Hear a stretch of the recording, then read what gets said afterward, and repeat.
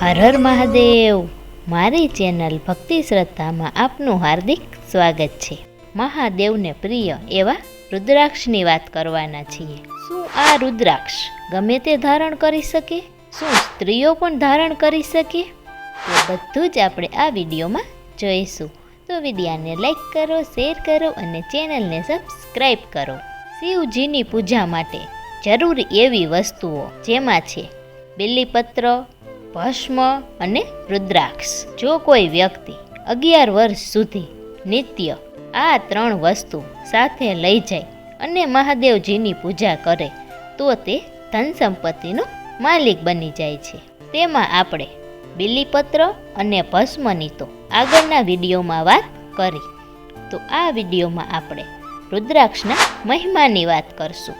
સૌ પ્રથમ તો આપણે એ જાણશું કે રુદ્રાક્ષની ઉત્પત્તિ ક્યારે થઈ અને હવે અત્યારે આ રુદ્રાક્ષ કયા ક્ષેત્રમાં જોવા મળે છે અને આ રુદ્રાક્ષ કેટલા પ્રકારના હોય છે, કેટલા મુખી હોય છે તે કેવી રીતે જાણવું અને તેમાં પણ સૌથી શ્રેષ્ઠ રુદ્રાક્ષ કયો તે આગળ જોઈશું. અને આ રુદ્રાક્ષ કોણ ધારણ કરી શકે? શું સ્ત્રીઓ પણ ધારણ કરી શકે? અને આપણે શરીરના કયા અંગમાં કેટલા રુદ્રાક્ષ ધારણ કરવા તે આપણે આ વિડીયોમાં જોઈશું. તો વિડીયોમાં બન્યા રહેજો. સૌ પ્રથમ જોઈએ કે રુદ્રાક્ષની ઉત્પત્તિ ક્યારે થઈ. જ્યારે પાર્વતીજી શંકર ભગવાનને પૂછે છે કે આ રુદ્રાક્ષની ઉત્પત્તિ ક્યારે થઈ, ત્યારે શંકર ભગવાન ખુદ કહે છે તે આપણે જાણીએ. હજારો વર્ષો સુધી મહાદેવજીએ આંખ બંધ કરી અને સાધના કરી. આંખ જ ના ખોલી હજારો વર્ષો સુધી અને તે સમાધિમાં બેસી ગયા હતા. 1000 વર્ષ પછી જ્યારે તેમને એમ થયું કે હું આંખ તો ખોલું, મારા ભક્તો શું કરતા હશે? અને મહાદેવજીએ ભક્તો ઉપર કૃપા કરવા માટે ઘણા વર્ષો પછી આંખ ખોલી. ત્યારે તેમને ભક્તોનો ભાવ જોયો અને તેમની આંખમાંથી બિંદુઓ પડ્યા. અશ્રુ બિંદુઓ પડ્યા એ રુદ્રાક્ષ બની ગયા. રુદ્રના અક્ષમાંથી જે પડ્યા એટલે તેનું નામ પડ્યું રુદ્રાક્ષ અને તેના વૃક્ષો બની ગયા. અત્યારે આ રુદ્રાક્ષના વૃક્ષો ક્યાં ક્યાં જોવા મળે છે? તો તેમાં છે મથુરામાં તેના વૃક્ષો જોવા મળે છે, અયોધ્યામાં જોવા મળે છે, શ્રીલંકામાં જોવા મળે છે અને તેની સાથે સાથે મલયાચલના પર્વતોમાં જોવા મળે છે અને સહ્યાદ્રીના પણ પર્વતોમાં જોવા મળે છે અને કાશીમાં પણ તેના વૃક્ષો જોવા મળે છે. નેપાળમાં પણ રુદ્રાક્ષના વૃક્ષો આજે પણ જોવા મળે છે. તો હવે આપણને એમ થાય કે રુદ્રાક્ષ શું એક જ પ્રકારનો હશે? ના, રુદ્રાક્ષના કુલ 14 પ્રકાર છે. તે એક મુખીથી લઈને 14 મુખી સુધી જોવા મળે છે. તો આપણે એ રુદ્રાક્ષને ઓળખવો કેવી રીતે? તો જે રુદ્રાક્ષમાં ઊભો એક લીટો હોય તે છે એકમુખી રુદ્રાક્ષ. તેવી જ રીતે જેમાં જેટલા લીટા હોય તેટલા મુખી રુદ્રાક્ષ હોય છે. એકમુખી રુદ્રાક્ષ જે ધારણ કરે છે તેને લક્ષ્મીની પ્રાપ્તિ થાય છે. 2 મુખી રુદ્રાક્ષ એ દેવેશ્વર રૂપ રુદ્રાક્ષ છે. તે જે ધારણ કરે તેની સમસ્ત કામનાની પૂર્તિ થાય છે. 3 મુખી રુદ્રાક્ષ એ વિદ્યા પ્રાપ્તિ માટે છે. જે વિદ્યાર્થીને વિદ્યા પ્રાપ્ત કરવી હોય તે 3 મુખી રુદ્રાક્ષ ધારણ કરે. 4 મુખી રુદ્રાક્ષ એ બ્રહ્મા સ્વરૂપ છે. તે જે ધારણ કરે તે પુરુષાર્થમાં સિદ્ધ થાય છે. 5 મુખી રુદ્રાક્ષ એ કાલા અગ્નિ સ્વરૂપ રુદ્રાક્ષ છે. આ રુદ્રાક્ષ સૌથી વધારે પ્રાપ્ત થાય છે અને આ રુદ્રાક્ષ જે પહેર તે શિવજીને પ્રિય બની જાય છે. 6 મુખી રુદ્રાક્ષ એ કાર્તિકેય સ્વરૂપ રુદ્રાક્ષ છે, કેમ કે તેને 6 મુખ છે અને આ 6 મુખી રુદ્રાક્ષ એ જમણા હાથમાં પહેરવો જોઈએ. તે બ્રહ્મચર્યના પાલન માટે છે. 7 મુખી રુદ્રાક્ષ એ કામદેવ રૂપ રુદ્રાક્ષ છે. તે જે પહેરે તેની ઉચ્ચ પ્રકારની કામનાઓની પૂર્તિ થાય છે. 8 મુખી રુદ્રાક્ષ એ ભૈરવ સ્વરૂપ રુદ્રાક્ષ છે. પૂર્ણતા પ્રાપ્ત કરવા માટે આ રુદ્રાક્ષ પહેરવો જોઈએ.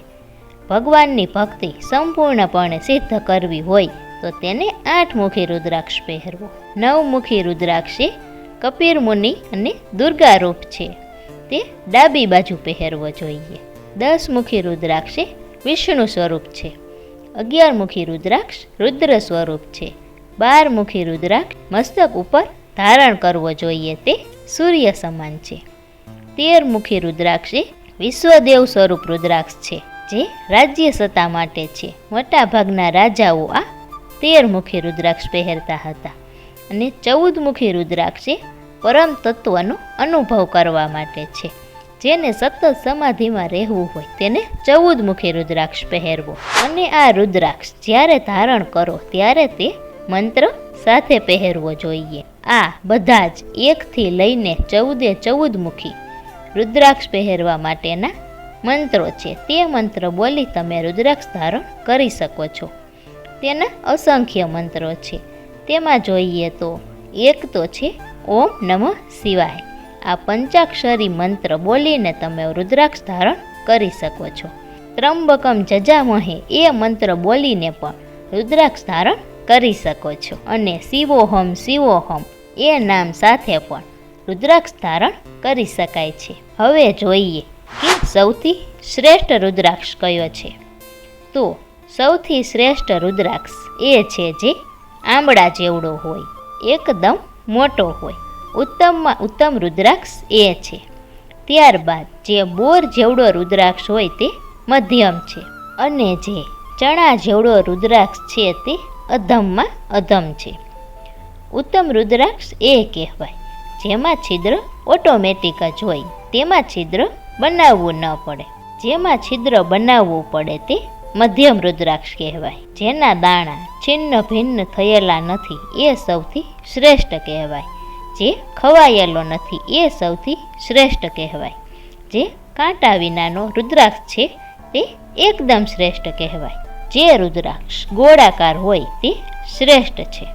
અને જો સૌથી શ્રેષ્ઠમાં શ્રેષ્ઠ રુદ્રાક્ષ હોય તો એ છે સૂક્ષ્મ રુદ્રાક્ષ. એકદમ નાનો, એકદમ ઝીણા દાણાવાળો જે રુદ્રાક્ષ હોય તે સૌથી શ્રેષ્ઠ છે. આ રુદ્રાક્ષ કોણ ધારણ કરી શકે? રુદ્રાક્ષ એ દરેક વ્યક્તિ ધારણ કરી શકે છે તેવું શિવપુરાણમાં કહેવામાં આવ્યું છે. અને તેનો એક શ્લોક પણ છે કે આ રુદ્રાક્ષ દરેકે દરેક જાતિના, દરેકે દરેક વર્ણના કોઈ પણ લોકો ધારણ કરી શકે છે. મોટે ભાગે આપણને એ પ્રશ્ન હોય કે શું સ્ત્રીઓ ધારણ કરી શકે છે? તો હા, શિવપુરાણના આ શ્લોકમાં જ કહેવામાં આવ્યું છે કે સ્ત્રીઓ પણ રુદ્રાક્ષને ધારણ કરી શકે છે. સંન્યાસીથી લઈને સ્ત્રીઓ સુધી દરેક વ્યક્તિ રુદ્રાક્ષ ધારણ કરી શકે છે. કેમ કે કમરથી ઉપરનો ભાગ એ ભાગ પવિત્ર કહેવાય છે. એટલે રુદ્રાક્ષ એ અશુદ્ધ થતો નથી અને કમરથી ઉપરના ભાગમાં રુદ્રાક્ષ પહેરી શકાય છે. અને હવે અંતે એ જોઈએ કે રુદ્રાક્ષ શરીરના કયા કયા અંગમાં કેટલા કેટલા પહેરવા જોઈએ. તો સૌ પ્રથમ જે વ્યક્તિ 1100 રુદ્રાક્ષની માળા ધારણ કરે તે સાક્ષાત રુદ્ર ગણાય.